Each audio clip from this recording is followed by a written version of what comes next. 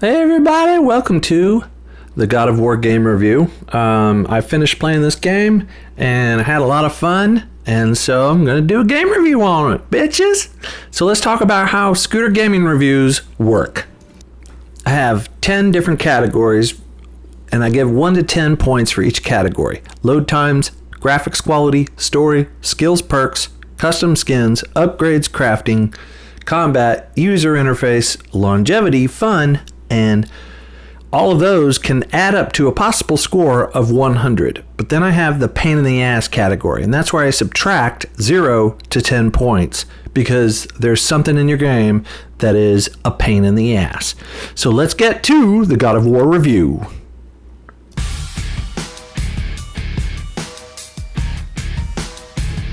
Okay, load times. God of War gets a 10. Just very little loading in this game.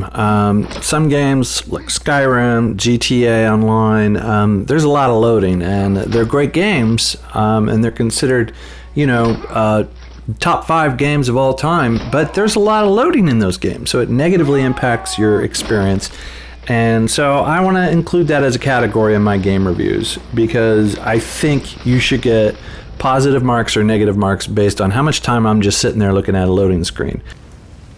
So here I am in one room with the smithy, and I'm going to go into the world, and I'm going to open this door, and bam, I'm in the world, right?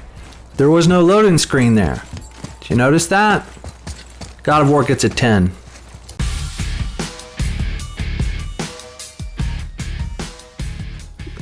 Graphics get a 10. Graphics get a 10 easily.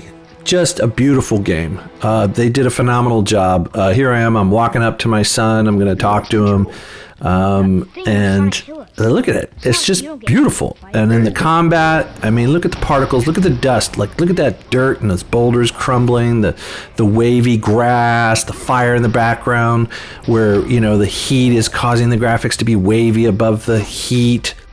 I mean, it's just seamless. And the way they move the camera from me fighting being interactive to these kill scenes, the final blow kill scenes, the troll, just great job, great graphics.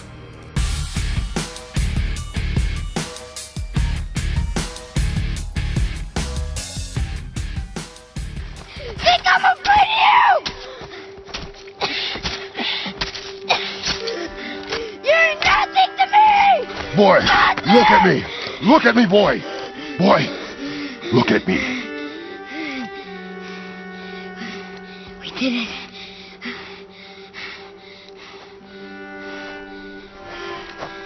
You are not ready. What? Are you serious? This is where God of War really, really shines, the story. The voice acting is phenomenal. The child, the father, Kratos and Atreus. The story between the two, the relationship between the two, the writing, the dialogue, the arc of both of their characters. You have a very, very tough father who's he's emotionally detached from his boy, and then you have a boy who doesn't know even how to hunt. And so he's taught how to hunt. He's taught how to fight.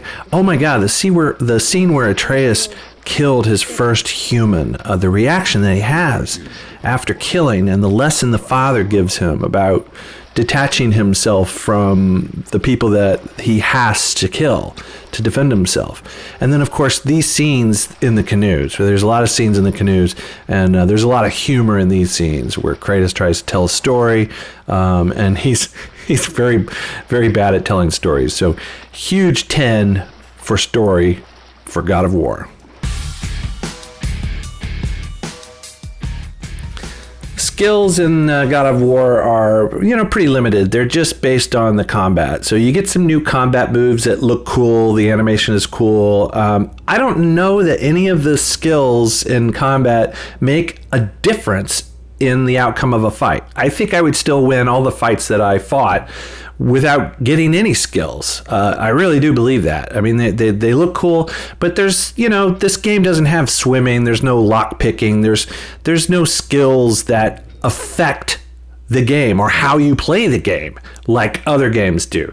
Like in Far Cry 5 right now, I have 2 NPCs. I have Cheeseburger the bear and I have Boomer the dog following me around. And the reason why I have 2 is because I got a perk that allowed me to add a second NPC. In Skyrim, you will sit there and you will craft iron daggers for an hour, one after another and after another, to increase your blacksmith skill, so that gives you the ability to craft armor like Daedric armor or dragon armor. So there's really nothing like that in God of War, and it gets a 5.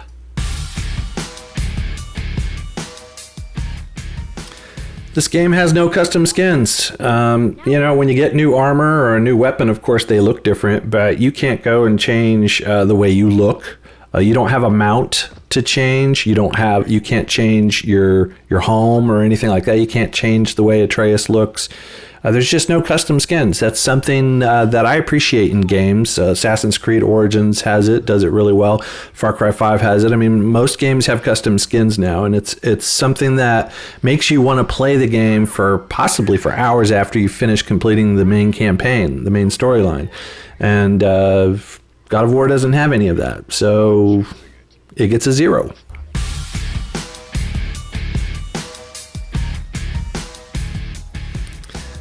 God of War gets a 7 on crafting and upgrades. It has decent crafting and upgrades. You find resources, ingredients in the chests. You take them to these hilarious dwarves, and they will craft some really cool armor. You have different pieces of armor that you can get, the arms, the chest, the waist, and you can upgrade the armor that you have to a higher level, or you can craft some new armor. And the rarer the armor, the more special abilities they give you, like more damage with cold or that sort of thing. You can upgrade your son Atreus too. You can upgrade his bow and his armor as well. So it's enough to motivate you to go on those little side quests, try to find some rare ingredients that you need to, update your equipment. So a solid 7.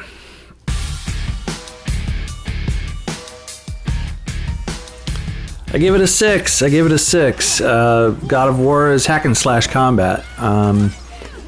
You have an arena that you can fight in, but it's very limited. I mean, I can't jump up on a log and then leap down and do a leap attack. I can't sneak in the shadows and backstab someone for triple damage.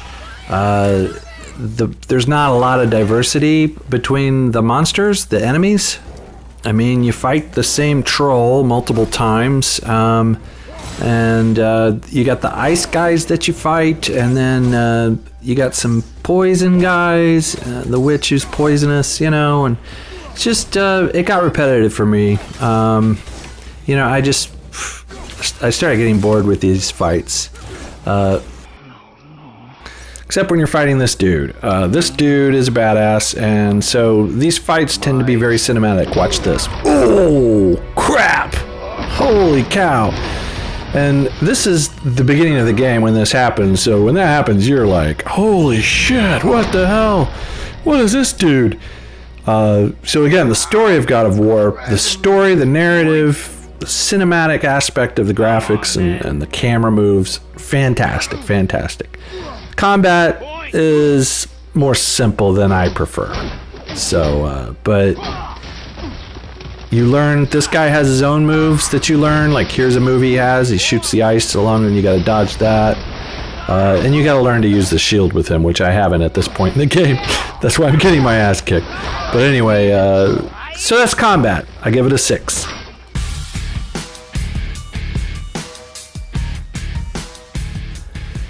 God of War has a great user interface. It's very easy to get around, to check out the weapons, the runes that you can put in the weapons, the armor, the runes that you could put in armor, switching between Atreus and Kratos. The skills user interface is really cool. It actually shows you a little animation of how that skill affects your combat, which is cool. I'm not a big fan of the map. I wish you could zoom in more. I don't like the artwork. I don't like how my icon for my character gets hidden behind other icons, like in this shot. Finally, I prefer it if the map came up every time I got to this user interface. Like one press of one button brings up the map every single time. That's my preference in all games. I want to press one button and my map comes up, press the button again and the map goes away. The user interface during combat's great. Over on the bottom left, you have Kratos, your guy, and then on the bottom right, you have the user interface for your son Atreus and his abilities, which are bow and arrow abilities. Very easy to understand. I like how they have audio cues while you're fighting. You can hear when things have successfully recharged.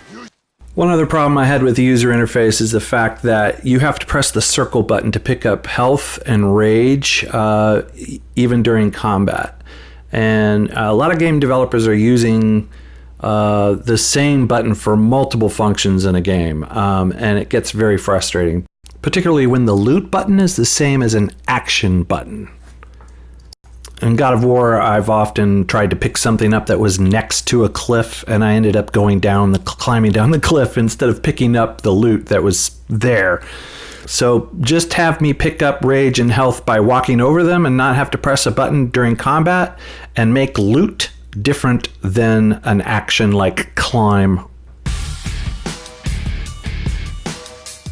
Okay, games like this God of War, Uncharted, The Last of Us, games like that I call interactive movies. They're fantastic as far as compelling me to finish the game. I always finish those games, and I really enjoy the story, the movie, and I'll do it all the way to the end. But then after that, I don't play it anymore. I'm done. I finished the movie, and now I'm on to a different game.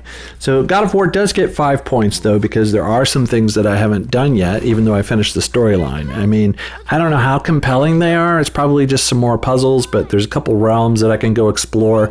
There's a dragon that I never freed. There's armor that I can craft, but I really don't know why I need to get the armor now that I'm done with the main storyline. But it does get 5 points. So your game might have the best graphics in the world and the best story and the best voice acting, but be a snore fest, be just so boring. And so God of War is not boring, but it has way too many puzzles, and that is my biggest criticism of this game. This is the first puzzle in the game. It's a door. We have to get through this door. And so this is the first one out of countless doors that require you to figure out how to get past. And if you're not trying to figure out how to get past a door, you're trying to get into a rune chest. Here's one rune chest. There's 11 of them. Each chest has 3 runes on the front. And those 3 runes are on clay pots that are scattered around the map. And so for each chest, you have to find 3 of those runes on clay pots and play Where's Waldo. So here I am doing one later in the game. There's the 3 runes, and I got to figure out which rune that one goes to that deactivates the rune on front of the chest to be able to get into the chest. So here we are, spending a huge amount of time in this game. Okay, I have 1 rune unlocked, and I have 2 more runes to find, and then also figure out how to unlock the rune. It's just way too much time in this game. I mean, they should rename the game God of Puzzles, in my opinion. Okay, our last category is pain in the ass. That's where we subtract 0 to 10 points because there's something in the game that's just a pain in the ass. God of War gets a -2, and that's because there's no fast travel in the game. You see all those blue tree icons on my map? See how all of them except for one have a red lock icon above them, and that's because I can't actually go to those fast travel locations. Not until the game is actually done, the main storyline is done, then you can actually fast travel. A little too late. So when you do fast travel, it's not really fast travel. First of all, you have to travel to one of these doors. Then you have to go through the door, and that takes you to another realm where you got to run down the trail and find the end of the another door and go through that. That is fast travel, which is slow travel. It's not fast travel at all. So here is a summary of our scores for God of War. 10, 10, 10, 5, 0, 7, 6, 8, 5, 6, -2 for no fast travel. And that comes up to a score of 65. I enjoyed the movie. It was very pretty, but combat was too repetitive and way too many puzzles. I hope you enjoyed my review. Feel free to subscribe and like.